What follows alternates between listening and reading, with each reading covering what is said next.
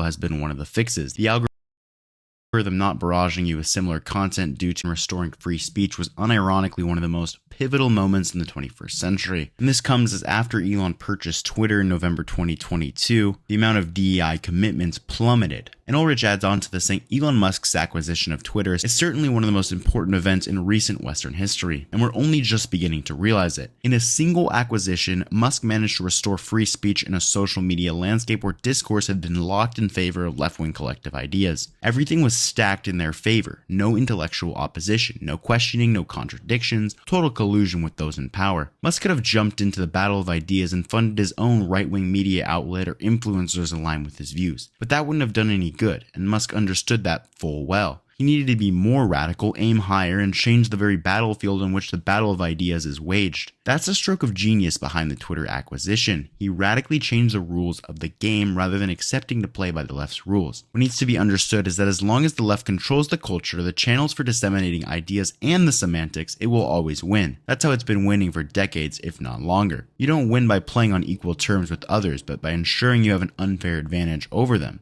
And that's why the American right was losing and the European right continues to lose. In the end, all it took was to put fair rules in place for everyone. By throwing them into the arena of the battle of ideas without any advantage, the left's intellectual edifice collapses on its own. No need to fund great right-wing intellectuals to achieve that. It's enough to pit the left's pseudo-intellectuals against the average Joe on X. That's more than enough to knock them out, and that's the whole magic of the free market of ideas and liberated speech. And this was quoted by Bravael, who said, yes, Elon will be seen in some time as the hero who saved the West and brought us to a new type of civilization. And Elon gave him a heart. And Yunta says, people may disagree on which frontier model is best, but they all seem to agree the current X algorithm is superb. And Elon reposted that. And coming as New York City passed a referendum to stop the production of data centers, City Journal says data centers haven't been raising residential bills. The sharpest increases are found in states that have pursued the country's most aggressive climate policies, not those with the most data centers. California, with some of the nation's fastest rising electricity rates, has seen relatively modest data center growth. Virginia, where data centers consume more than a fifth of the state's electricity, has experienced price increases near the national average. Mark Andreessen had called this interesting, and Elon reposted that. And on AI, Gavin Baker says at some level the bull case for both humans and traditional software is intelligence per watt. And Elon responded to that saying yes.